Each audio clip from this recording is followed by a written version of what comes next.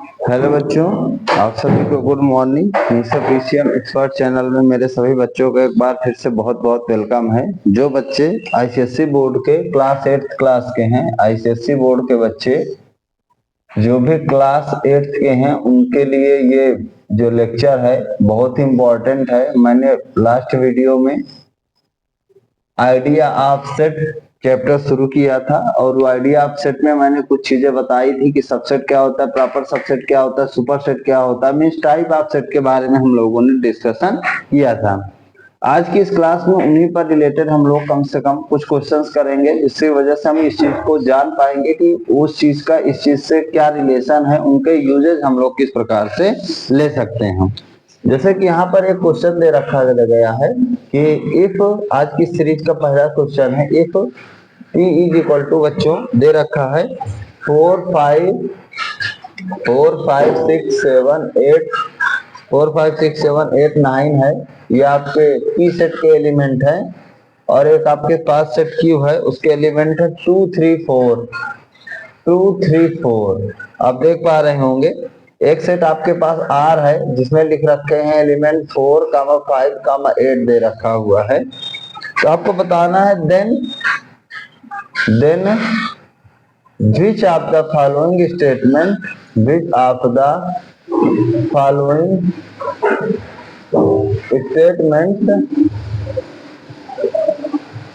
are true. आपको true बताना है, जिसमें पहला नंबर आपको दे रखा है कि P is the subset of, बच्चों, Q। सेकंड नंबर पर दिया है Q is the subset of, बच्चों, R। तीसरे नंबर पर दिया है R is the subset of P। इसके बाद चौथे नंबर पर दिया है P is the subset of R। उसके बाद बच्चों दे रखा है पांचवें नंबर पर इक्विवेलेंट सेट है कि P और Q दोनों इक्विवेलेंट सेट हैं। इसके बाद बच्चों दिया Q और R इक्विवेलेंट सेट हैं। उसके बाद दिया है अगले टाइप पर Q और R दोनों आपस में, बच्चों, इक्वल हैं। इतने क्वेश्चन आप लोगों के सामने यहाँ पे दिया हुआ है, ठीक है। चलिए हम लोग इसको देखते हैं। जैसे कि यहाँ दिया है P is the subset of the Q लिखा हुआ है, तो बच्चों P is the subset of Q का मतलब हम लोगों ने ये देखा था कि जो आपके P के सारे एलिमेंट होंगे, जो आपके P के सारे एलिमेंट होंगे वो Q में होना चाहिए। बस आप देख पा रहे होंगे कि P के जो सारे एलिमेंट का यहाँ सिर्फ 4 मैच कर रहा है, 5 6 7 8 9 कुछ भी Q में बिलोंग नहीं कर रहा है, इसलिए ये स्टेटमेंट बच्चों आपका क्या होगा, फॉल्स होगा। जो हमारी सबसेट की डिफिनीशन होनी चाहिए कि अगर P Q, जो P is the subset of the Q means P के सारे एलिमेंट किसमें होना चाहिए, Q में होना चाहिए। Q is the subset of R, आप यहाँ पे देख पा रहे होंगे, उस केस में यहाँ पर भी Q के सारे एलिमेंट R में होना चाहिए। ऐसा नहीं दिखाई दे रहा है, ये भी आपका स्टेटमेंट बच्चों क्या हो जाएगा, फॉल्स हो जाएगा। R is the subset of P आप देख रहे होंगे, तो R is the subset of P के केस में कि R के सारे एलिमेंट P में दिखाई दे रहे हैं, ये स्टेटमेंट आपका क्या हो जाएगा बच्चों, यहाँ पे ट्रू हो जाएगा। अच्छा, यहाँ पर दो चीजें समझने की जरूरत है। एक R जो है P का सबसेट भी है, यही स्टेटमेंट भी ट्रू है, और R जो है P का प्रॉपर सबसेट है, ये दोनों स्टेटमेंट आपको यहाँ ट्रू नजर आएंगे। क्यों? क्योंकि आपको पता है कि R के सारे एलिमेंट P में होना चाहिए, ये तो हमारी सबसेट की डिफिनीशन है, और R के सारे एलिमेंट P में हो, लेकिन P में कम से कम एक एलिमेंट ऐसा हो जो R से मैच ना करे, वो कंडीशन में यहाँ पे सेटिस्फाइड हो रही है, इसलिए R जो P का है वो क्या है, आपका प्रॉपर सबसेट है। P is the subset of R, P is the subset of R अगर हम देखते हैं तो P के सारे एलिमेंट R में एग्जिस्ट नहीं कर रहे हैं, इसलिए बच्चे ये स्टेटमेंट आपका क्या हो जाएगा, फॉल्स हो जाएगा। P और Q इक्विवेलेंट सेट हैं। इक्विवेलेंट सेट हम लोगों ने देखा था तभी वेरीफाई होगा जब P की कार्डिनल नंबर, बच्चों, और Q की कार्डिनल नंबर आपस में क्या होगी, इक्वल होगी। यहाँ P की कार्डिनल नंबर 1 2 3 4 5 6, ये कितना है, 6 है, और Q की कार्डिनल नंबर 1 2 3 3 है, दोनों आपस में इक्वल नहीं है, इसलिए ये भी दोनों इक्विवेलेंट सेट कभी भी नहीं हो सकते। Q और R की बात करें तो Q की कार्डिनल नंबर बच्चों आप देख पा रहे होंगे यहाँ पे कितना है, 1 2 3 है, तो 3 लिख देंगे। R की कार्डिनल नंबर 1 2 3 है, इसको भी 3 लिख देंगे। हम देख पा रहे हैं कि दोनों की कार्डिनल नंबर सेम है, इसलिए दोनों ही स्टेटमेंट क्या है आपका, ट्रू है। मीन्स Q और R इक्विवेलेंट सेट है। Q और R इक्वल होना चाहिए कह रहा है। देख पा रहे हैं Q के एलिमेंट अलग हैं, R के एलिमेंट अलग हैं, इसलिए हम दोनों को इक्वल सेट कभी भी नहीं कह सकते हैं, इसलिए ये स्टेटमेंट भी आपका क्या हो जाएगा, फॉल्स हो जाएगा।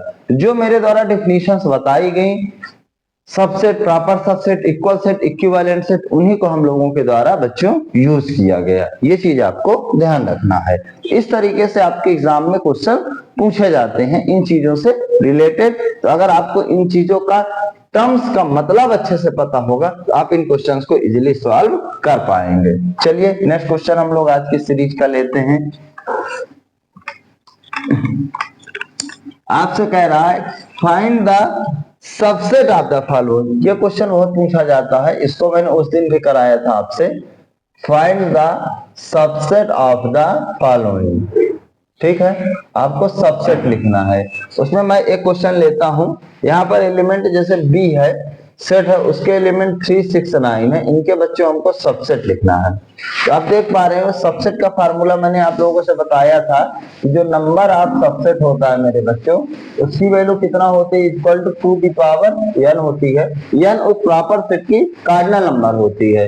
बी सेट की यहाँ कार्डिनल नंबर आप देख पा रहे हैं 3 होगी, तो अगर आप यहाँ रख दोगे तो आप कहोगे सर 2 की पावर 3 हो जाएगा, जिसका मतलब कितना निकलेगा, 8। इसके कितने सबसेट निकलेंगे, 8। एक तो मैंने बताया था कि सबसेट लिखने का तरीका, पहला तो इम्पटी सेट होता है, हर चीज का दुनिया में सबसेट, फिर उसके बाद क्या हो जाएगा बच्चों, 3 हो जाएगा, फिर क्या हो जाएगा, 6 हो जाएगा, फिर आपका क्या हो जाएगा, 9 हो जाएगा। मैं बार बार कह रहा हूं सबसेट का मतलब क्या होता है कि जो भी हम यहाँ पे लिखेंगे वो इस सेट से, इस सेट के एलिमेंट इस सेट के एलिमेंट से मैच करना चाहिए।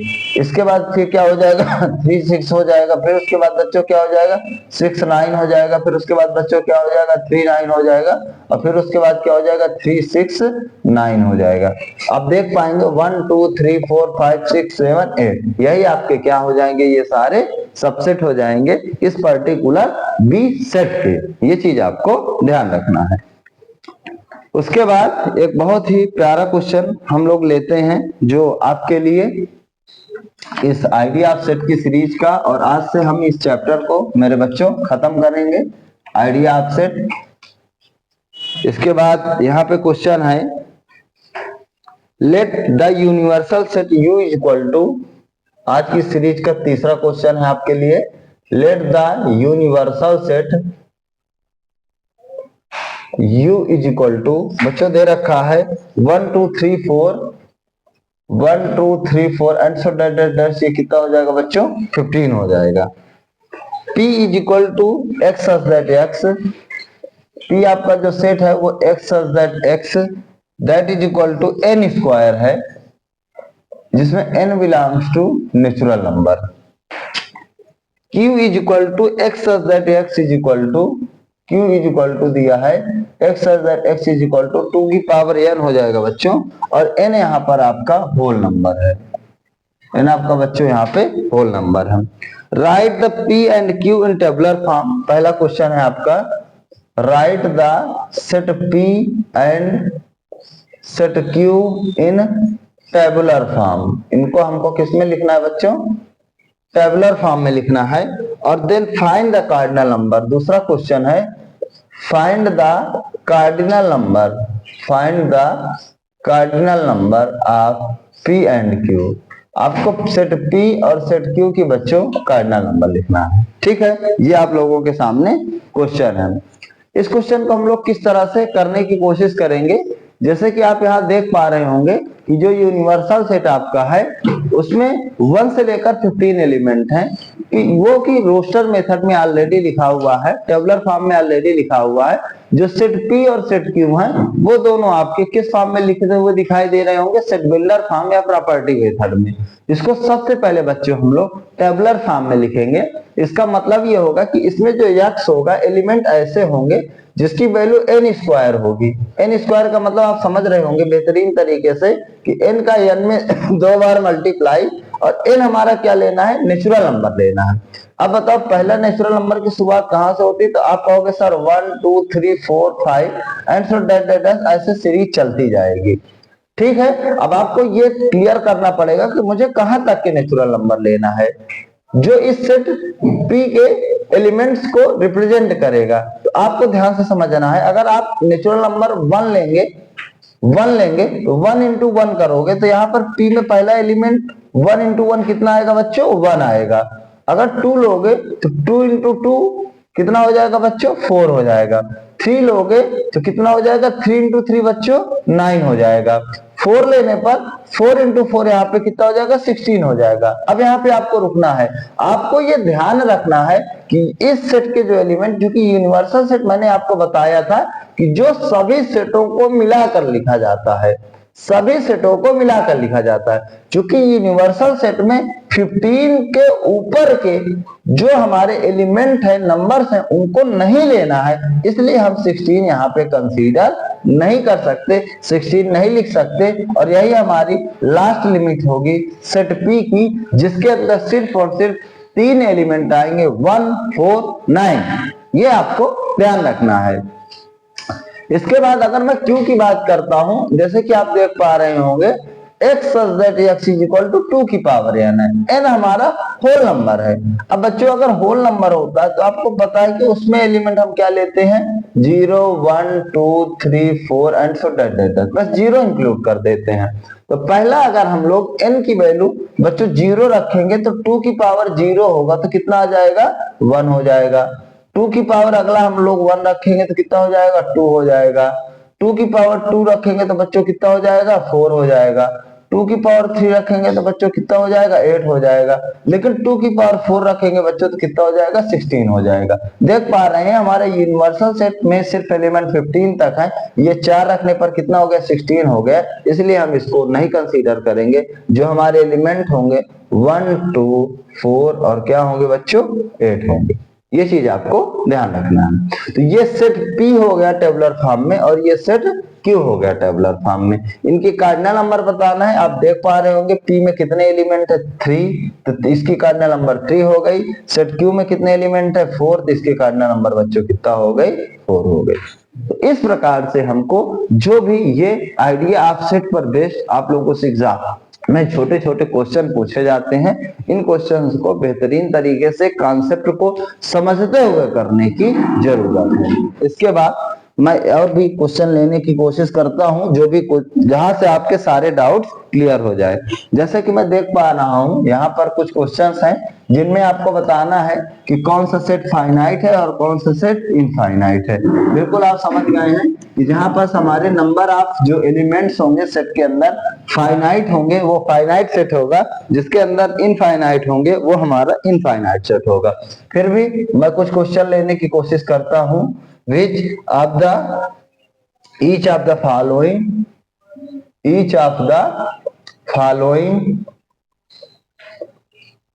which each of the following set is a finite set